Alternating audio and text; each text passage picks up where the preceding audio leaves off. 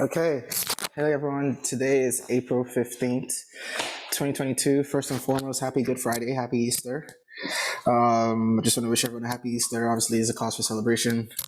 So diving into it, the last time we spoke about strategically investing in real estate, and we focused on picking locations. And the whole idea there was, okay, so previously on the Patreon, we've talked about like cash on cash returns, the 2% rule. We've talked about a lot of things that are cash flow focused. So we wanted to take a break and like focus on, okay, strategically picking locations in real estate with the idea of maximizing your equity growth in the form of property appreciation. So we talked about how, it's important to look at the hottest real estate markets, why it's good to invest in the hottest real estate markets. We used a scenario where we compared Atlanta, Georgia versus Indianapolis in Indiana, and just showed like how, for instance, the rate of appreciation for properties in Indianapolis is much lower than that compared to like in Atlanta, Georgia, and how like that is important for you when you start thinking long term as a real estate investor in terms of equity, because that's equity you can leverage. And we talk about different ways to leverage that equity. Of course, cash out refinance and home equity loan, which we've discussed previously in a previous video. And of course, there's always 1031 exchange as well in case you decide to sell the property and take out the equity to buy another property or properties.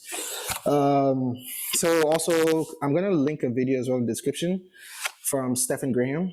There's just, there's a video released this week. They're talking about the state of the market, how increasing interest rates is affecting the market, and long-term, what pretty much experts believe. And in summary, and I agree with it because I feel like it's a very balanced video. He presented like both sides, and I think he did a good job of doing that.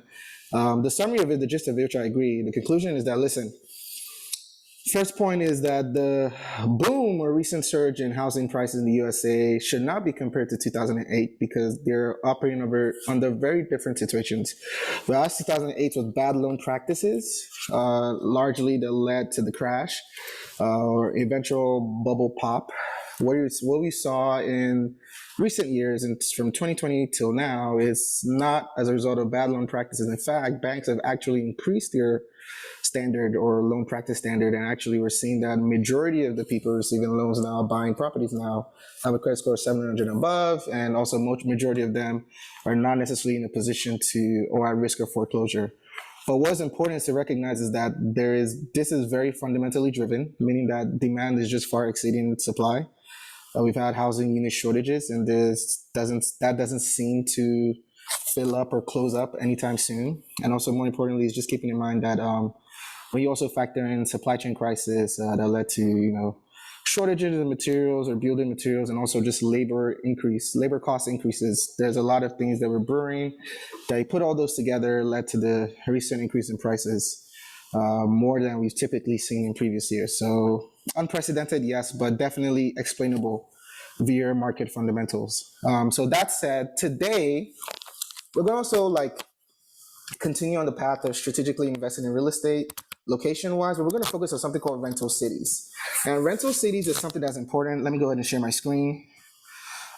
It's something that is very, very key for real estate investors as you start thinking about long-term, strategically investing in real estate and so on and so forth. I'm going to use Atlanta. I always use Atlanta, Georgia, because this is where I live. And this is always the easiest for me to just explain and reiterate. But I just want to explain that you can apply this concept for any city in the USA. So rental cities are cities that are, so as the name implies, these are cities where majority of the people living in the cities are renting. And there is a specific metric for that in real estate that you're looking for. So in real estate terms, rental cities are essentially cities where when you take the median household income in that city, right, which and I was going to show you can get the median household income in any city really from the census.gov here in the USA. So that's something you want to keep in mind. So census.gov, you can get pretty much the median household income in any city. So you can see here for Atlanta, the median household income in 2020 dollars is about 64,000. Let's just say 65,000 rounded up. And also the next thing you want to know the median sold home price in the city. So the median sold home price in Atlanta, the most updated, most recent for Realtor.com, which is also a reliable source for this, is about $385,000.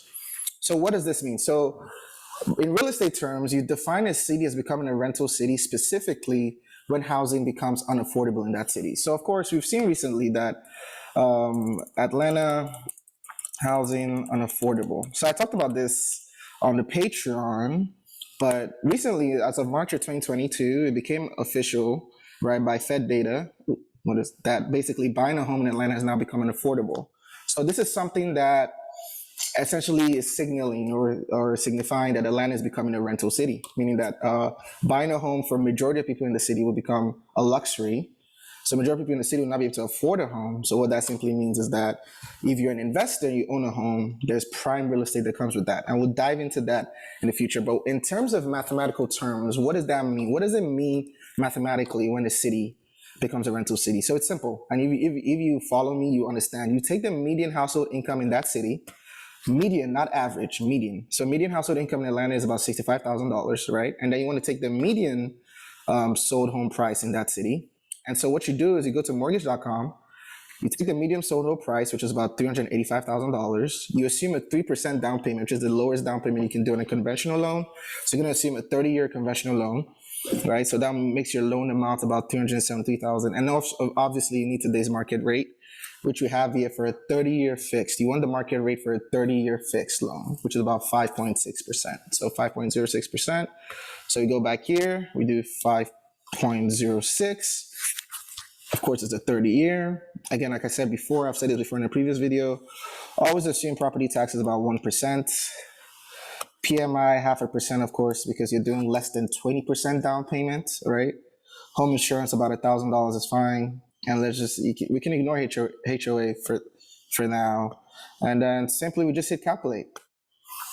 And so once you do this, of course, you have the mortgage payment for a home like this, which is the median home sale price, is about $2,582 monthly. And so what you want to do is you want to take that mortgage payment monthly, right? $2,582 divided by the monthly gross income based on the median household income in that city. So that in this case, I have 65,000 divided by 12 because there's 12 months in the year. And you want to see what that ratio is. So if this ratio, right, this ratio you're seeing here is above 45%. Why 45%? Because it's simple. You go to conventional loan limits. Yeah. 2022 mortgage is about 45%. Debt to income ratio limits for conventional loan. Sorry, I had to be more specific. And so, yeah, the maximum debt to income ratio limit for a conventional loan is 45%. Exceptions can be made, of course, exceptions can be made. Not to say that you can't push it as high as 50%. Exceptions can be made. However, in general, the maximum DTI is typically around 45%. So what we've done here is essentially calculate the debt to income ratio for a typical, and this is, again, remember with debt to income ratio, there's front end, there's back end. Front end is related to everything related to the house. So that's even the smaller amount because back end doesn't include other costs like a car note, child support if you have that, and so on and so forth, student loans and so on and so forth. Front end focuses on costs related to the home, right? To the housing related costs. So when you take the front end DTI, again, which is basically the mortgage, again, just to reiterate, is the mortgage, right? The mortgage payments based on the median sold home price in that city, right? So you take the mortgage payment divided by the gross monthly income based on the median household income in that city, and you calculate the front end debt to income ratio. And if this amount is above 45%, 45% being the standard limit for a debt to income ratio, and again, remember, we're assuming a 3% down payment, which is typically the standard down payment that most first-time home buyers will do. They'll either go for a 3% or a 3.5% FHA, depending. But the point is, if this number is above 45%, which is the limit for conventional loan, the debt to income ratio limit for a conventional loan, then you can essentially define, this is a metric you want to track, because then essentially you can qualify that city as being a rental city, because essentially housing has become a luxury and is not affordable for the median household. So now, going back, so just taking a pause there because it's a lot that we just packed. Rental cities, defining rental cities. Again, reiterating, rental cities specifically are cities where housing is a luxury or essentially unaffordable for the median household in that city. So examples, for instance, would be Los Angeles, New York City. And so why do you care about rental cities as an investor? Well, here's why. So by itself, of course, so a rental city as a metric for investors by itself is not fully defining. When combined with other metrics we've covered, such as like the hottest real estate markets, which we covered in the previous video, cash on cash returns, and so on. Rental cities are great investment opportunities for a long-term buy and hold strategy.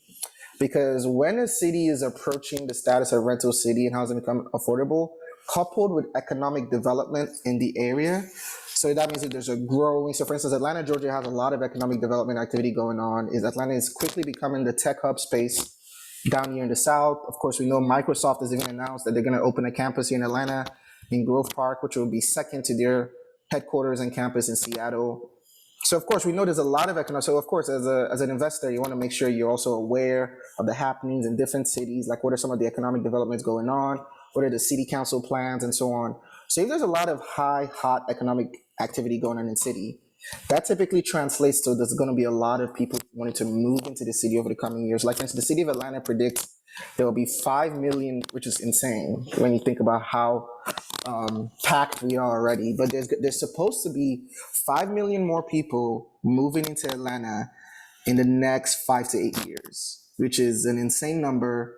And so as Atlanta progresses more and more towards becoming a rental city, and we know economic development or economic activity is going up and increasing, so we know that there'll definitely always be a supply of specifically working class people, so specifically working individuals, ideally high paying, high net worth individuals. Like, for instance, in LA, we have a lot of software engineers and people working in tech space. And of course, Atlanta, again, being like rejuvenating as a tech hub. Of course, Georgia Tech being here, which is also a key player in making that shift for Atlanta. What you're seeing is that in the future, there'll be a constant supply or influx of high earning individuals coming to the city. Now, going back to your stance as a real estate investor, so if Atlanta is becoming a rental city, which we define as the front end DTI for a median household in the city is above 45%, based on the median home sale price in that city. So 385K, as we showed, right? So you're going to see more and more, just like as we have in LA, there'll be more and more people who live in the city would actually opt to rent versus buy. And if they choose to buy, they'll be forced to have to move outside of the city to surrounding areas like Lawrenceville, Alpharetta, Marietta, Decatur, and so on and so forth, right? And so owning real estate in Atlanta, right? Owning real estate, so a lot of the buying activity of real estate specifically in a rental city will be focused in between high net worth individuals. And why that is important is because that typically translates to a lot of growth and appreciation in your equity and from a property appreciation. What does that mean? So for instance, when you're looking at high net worth individuals, so for instance, consider like in LA and New York City, right? Again, where properties are like to get a standard 3-4 bedroom in Los Angeles, you're looking at least $600,000 minimum or $700,000 because of the dollar per square footage in this that the city commands as a rental city. And so what that means is that naturally, most of the people who will be buying in those cities are either investors or high net worth individuals. And so when you get in that level of territory, incremental dollar changes to price tags or home sale price is not as critical versus if you're dealing with lower net worth individuals, for instance. So for instance, think about it. If a person is a first-time home buyer earning $70,000, which is just right above the median household income in Atlanta, they'll probably care more about like differences, like $5,000 differences in purchase price for your first home, versus an investor who is working with $20 million capital to buy a bunch of properties in the city and probably will care less about 5, 10, 50. So what you're seeing now is, so you see a lot of things that people are complaining about right now is that people are paying $20,000 above purchase price, $30,000 above purchase price. And that's true because in cities like, especially here down south, there's been an influx of investors, there's been an influx as well as funds buying real estate. BlackRock, for instance, has been buying a lot of real estate here in Atlanta. And so for BlackRock, Of course, if they're trying to buy a home and competing against like you as an individual who's trying to buy a home, whereas a $30,000 increase above asking price matters a lot to you. For someone like BlackRock, which has over 10 trillion assets under management, probably not so much. So naturally, the idea is that as cities progress towards becoming rental cities, naturally what you see is that there'll be the owning a real estate in the city specifically comes with a premium, and it comes with a premium naturally because that's the, especially if the city is growing and climbing in economic activity. And so what that means for you as an investor is that if you simply buy and if you look for cities that one are they're projected to have a lot of economic activity in the future, and you're able to buy right before they cross that 45% mark and become full-blown rental cities, you're able to get in early, and then by just simply buying, holding, and cash flowing, capture a lot of equity over time, especially as the city grows and progresses more and more to becoming a rental city, like we're seeing exactly here in Atlanta. Now, one more thing I do want to bring up before we wrap this up, and this concept of rental cities, one more thing I do want to bring up, and you want to keep this in mind, is so including rental cities, there's something as well that is very attractive, right? So obviously, we talked about rental cities in terms of housing affordability. So basically, the moment housing becomes a luxury, using the front end DTI, as cities become rental cities. But also, another thing investors really look for is rent control. So what you see is in the United States, some states, as you can see, trying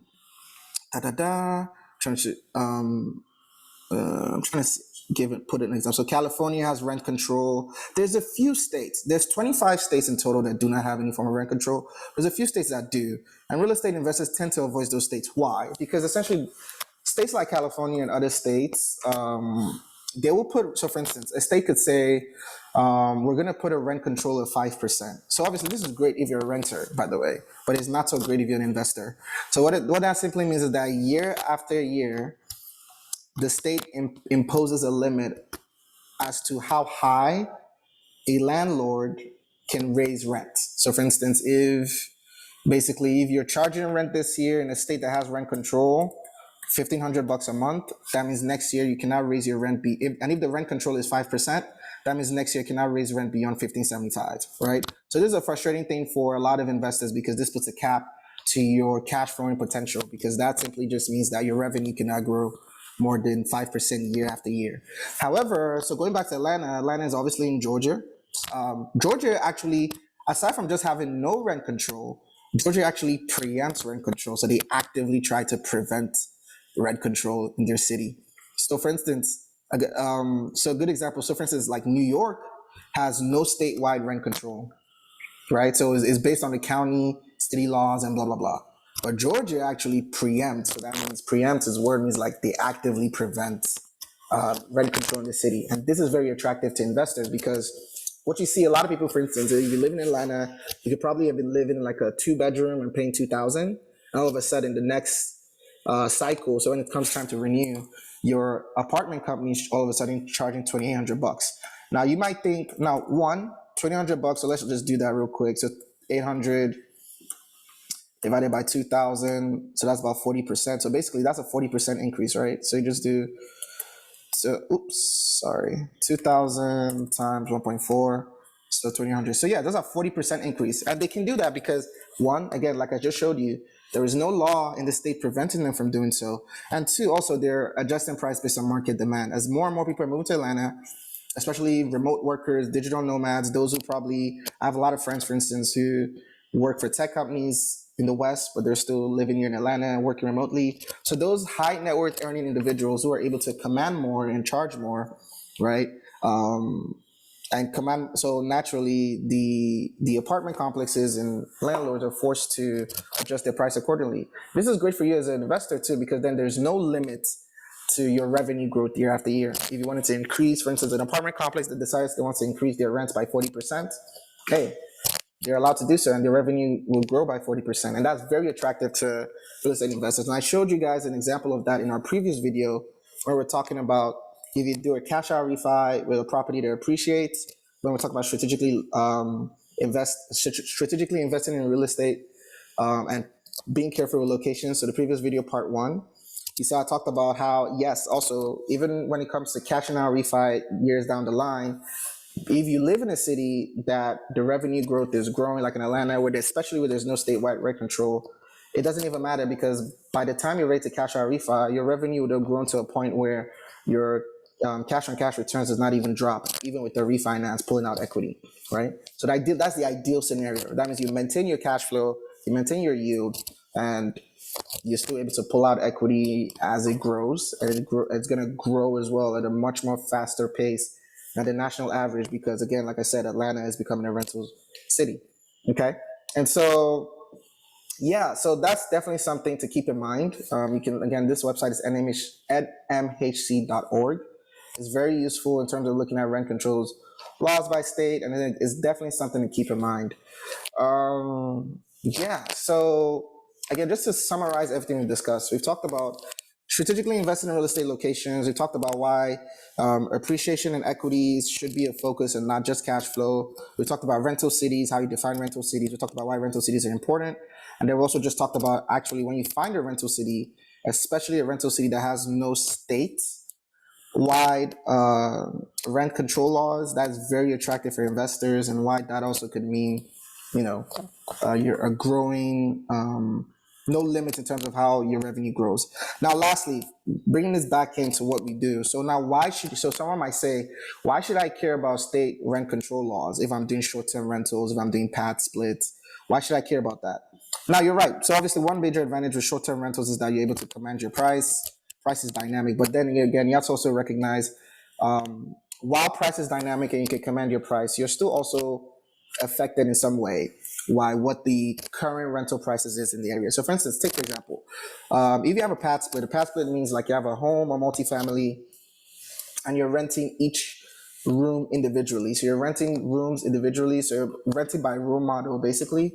If you have a rent by room model, right? So think about it. It's attractive, of course, for short-term workers, people who are trying to move into the city short-term and not stay long-term. But keep this in mind. The opportunity cost or the alternative or your competition is essentially a studio. So if you're looking at it, if someone is renting a room in a shared space, the next best thing is a studio. And so the question always is, I always tell people, if you own a pad split in any city, is what is the price of a studio in that city? And then your pad split, you can probably command like maybe $200 to $300 less. So for instance, a pad split or a room model will have a furnished bedroom, utilities included, washer, dryer, all the amenities they need for a short-term stay. So they just need to show up and be there. The alternative for people who maybe want to come to Atlanta and live here maybe for 5 months is they need to go rent a studio. So now for a studio in Atlanta, I can tell you this: a studio in Atlanta, for instance, is $1,600 a month, base rent, unfurnished, does not include utilities, and that's even with an 8 month lease. If you're trying to do a month-to-month lease, so for instance, you wanted to stay for only 5 months rather than 8 months, it's going to run you like another $200, $300 more. So it's going to be like $1,800 to $1,900 more. So for me as an investor, that's great, because actually that means for my pad split or rooms that I'm renting in Atlanta, I can charge as high as $1,400, $1,300, which is what I currently do. So you can charge $1,300 to $1,400 a month. So there you can do it on Airbnb. You can do Furnished Finder. You can do Verbo. Furnished Finder is also very good because you can use that for travel nurses, and travel nurses tend to command a higher price because they get money. So yeah, so even though, yes, I agree, even though for short-term rentals, you're not exactly directly impacted by long-term rental rates and prices, but you indirectly are, because again, like I said, put the exact same scenario in a city where, say, if there was another city where renting a studio was only $1,000 a month, right? And imagine if renting a studio month to month was $1,200 a month. In a city like that, it's harder to justify renting a room in a rent by room model or a pad split model, renting a room for $1,400, $1,500 in a city like that, when somebody knows they can go rent a studio for $1,100, $1,200. And sure, that's base rent, but then again, it's like, you can see how maybe now then the price of a studio would affect how much you could command for your pad split. So yeah, so even from a short-term rental perspective, you absolutely want rental cities, because rental cities typically means that housing is becoming a luxury, and so people are forced to rent, and so that means that the renting demand and pool is deep. And on top of that, coupled with a city that has no rent control, that means there's no limit to your revenue growth. And so obviously that means that, rent prices naturally will appreciate. And so that also means more income earning potential for you, whether you're doing long-term rental or short-term rental, as I just explained. And yeah, with that, that's it. Happy Easter once again. I hope that makes sense. If you have questions, feel free to reach out to us on the Patreon. And yeah, so this wraps up strategically investing in real estate part 2. Also on the same topic, emphasizing why location is key and why you should treat real estate investment as a very strategic thing. It's not just an off-whim thing like people like to treat it. It's very strategic, very intentional. And yeah, with that, signing out. Y'all have a good one. Take care. Bye.